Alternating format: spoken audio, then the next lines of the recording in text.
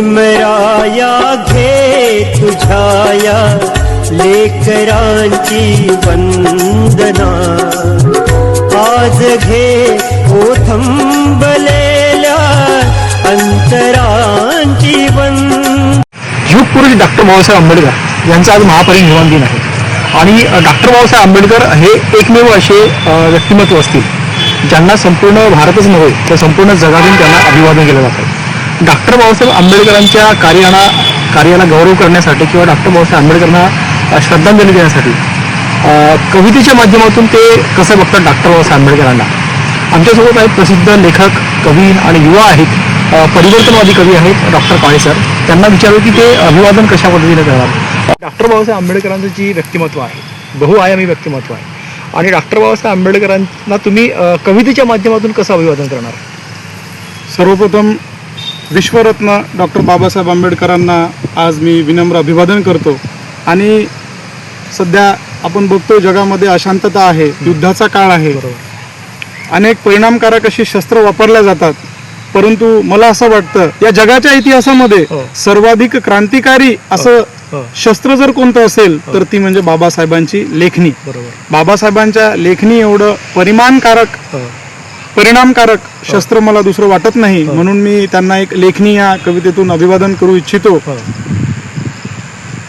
चाकू, सुरे, बंदुकी, तोफा सगळंच आउटडेटेड झालंय बाबासाहेब, तुम्ही लेखणीला स्पर्श केला तेव्हापासून। चाकू, सुरे, बंदुकी, तोफा सगळंच आउटडेटेड झालंय बाबासाहेब, तुम्ही लेखणीला स्पर्श केला तेव्हापासून। तुम्ही लेखणीनेच काढले तुम्ही न्याय, नीती, स्वातंत्र्य, समतान, बंधुभावाचे चित्र। तुम्ही लेखणीनेच काढले न्याय, नीती, स्वातंत्र्य, समतान, बंधुभावाचे चित्र। लेखणीनेच इथल्या मानवतेच्या शोषितांना ठार केले आणि पाहिले सुजलाम सुफलाम भारताचे चित्र। पण असे असूनही बाबासाहेब तुम्ही आम्हाला कळले नाही, तुमच्या विचारपथावर अजूनही पावलं आमची वळले नाही। पण असे असूनही बाबासाहेब तुम्ही आम्हाला कळले नाही, तुमच्या विचारपथावर अजूनही पावलं आमचे वळले नाही। आम्ही चौका चौकात बांधू पुतळे आणि घराघरात लावू फुटू, पण बाबासाहेब आम्ही तुम्हाला कोणत्या रस्त्यावर भेटू याची आता काहीच नाही गॅरंटी। आणि माणूस कोणताही असो त्याची आता देता येत नाही वॉरंटी। माणूस कोणताही असो त्याची आता देता येत नाही वॉरंटी। अहो माणसातलं माणूसपणच सरत चाललंय, तिथं समानतेचे धडे गिरवून काय फायदा। माणसातलं माणूसपणच सरत चाललंय, तिथं समानतेचे धडे गिरवून काय फायदा। आणि आपसात प्रेमानं वागण्याचा कुठे करता येतो कायदा। आपापल्या अस्मितांचे धडे गिरवण्याच्या नादात माणसांची घुसमट होत चालली आहे। आपापल्या अस्मितांचे धडे गिरवण्याच्या नादात माणसांची घुसमट होत चालली आहे। अधिकच गडद होत चालल्यात जातीपातींच्या भिंती आणि माणुसकी पुसट होत चालली आहे, माणुसकी पुसट होत चालली आहे। पण डोंट वरी बाबासाहेब, पुसट होत चाललेल्या माणुसकीसाठी माय अजूनही लढते आहे। डोंट वरी बाबासाहेब, पुसट होत चाललेल्या माणुसकीसाठी माय अजूनही लढते आहे। आणि पोरींच्या हाती लेखणी देऊन बाबासाहेबांच्या स्वप्नातील भारताचं चित्र माय जमेल तशी काढते आहे, माय जमेल तशी काढते आहे, माय जमेल तशी काढते आहे।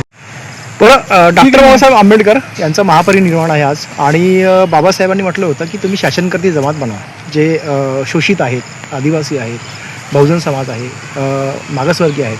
जोपर्यंत तुम्ही शासनकर्ते जमात बनणार नाही तोपर्यंत तुम्हाला तुमच्या प्रश्नाची जाण होणार नाही, तुमच्या प्रश्नाची उकल होणार नाही आणि तुमचे प्रश्न तुम्हाला सोडवता येणार नाही। त्या दृष्टिकोनातून तुम्ही अभिवादनात्मक एखादी अशी कविता आहे का तुमची रचना? थोडी वेगळी रचना आहे। बरोबर, म्हणजे मला त्यामध्ये असं म्हणायचं की बाबासाहेबांना आपण सगळेच जसं म्हणतो आपण तसं बाबासाहेबांना आपण डोक्यावर घेतलं, पण हा महापुरुष असा आहे ना की आपल्या असंख्य आयुष्यात माणसाला जेवढी कामं करता येणार नाही तेवढं प्रचंड उत्तुंग काम आणि कुण्या एका समाजासाठी नव्हे तर माणसांसाठी आणि माणुसकीसाठी डॉक्टर बाबासाहेबांनी करून ठेवलेलं आहे। आणि म्हणून आम्हाला त्यांच्या विचारांचा जागर करण्याची खरं तर गरज आहे आणि आजच्या काळात ही गरज अधिकच तीव्रतेने आहे। आणि अजूनही आमचे मूळचे प्रश्न, जसं आपण बाबासाहेबांच्या विचाराचा जागर का करायचा, तर अजूनही आमचे मूळचे प्रश्न सुटलेले नाहीत आणि आम्ही बहुजन समाज विशेषतः नको त्या गोष्टींच्या मागे लागलेला आहे। आणि म्हणून बाबासाहेबांचा विचार इथल्या नवीन पिढीला उगाळून पाजायला हवा असं मला एका कवितेत वाटतं। आणि ती कविता शोषित वंचित समाजाचा अजूनही मूळ प्रश्न न सुटलेला अशा आशयाची कविता आहे। कवितेचं शीर्षक आहे सर भाकरीचा मेळ. बरोबर. तू स्वप्नांना बळ दे, मी संसाराला ठिगळ लावतो. क्या बात आहे. तू स्वप्नांना बळ दे, मी संसाराला ठिगळ लावतो. जमलंच तर संध्याकाळच्या भाकरीचा मेळ लावतो. अरे वा, क्या बात तू वाचत राहा पोथी पुराण, सत्यनारायणाची पूजा कर. आहे. क्या बात आहे. तू वाचत राहा पोथी पुराण, सत्यनारायणाची पूजा कर. अजून थोडी वाट पहा, अजून थोडा धीर धर. मी बाजारात पोटासाठी डोंबाऱ्याचा खेळ क्या लावतो. बात. जमलंच तर संध्याकाळच्या भाकरीचा मेळ लावतो. लोक खुशाल जगतात कम्प्युटर, इंटरनेट, व्हॉट्सअपच्या युगात. लोक खुशाल जगतात कम्प्युटर, इंटरनेट, व्हॉट्सअपच्या युगात. त्यांना खरंच पटत नाही की भाकरीचा प्रश्न आमचा अजूनही सुटत नाही. लोक खुशाल जगतात कम्प्युटर, इंटरनेट, व्हॉट्सअपच्या युगात. त्यांना खरंच पटत नाही की भाकरीचा प्रश्न आमचा अजूनही सुटत नाही. कळणाऱ्यांना कळू दे, छळतील त्यांना छळू दे. मी आज आतड्यांना अजून थोडा पीळ लावतो. जमलंच तर संध्याकाळच्या भाकरीचा मेळ लावतो. आणि या सगळ्या प्रश्नांसाठी मला जो सांगायचा आहे तो बाबासाहेबांचा विचार ते शेवटी असा आहे की तू स्वप्नांना बळ दे, मी संसाराला ठिगळ लावतो. जमलंच तर संध्याकाळच्या भाकरीचा मेळ लावतो. तू म्हण म्हणायचा तर हरिपाठ मनातल्या मनात.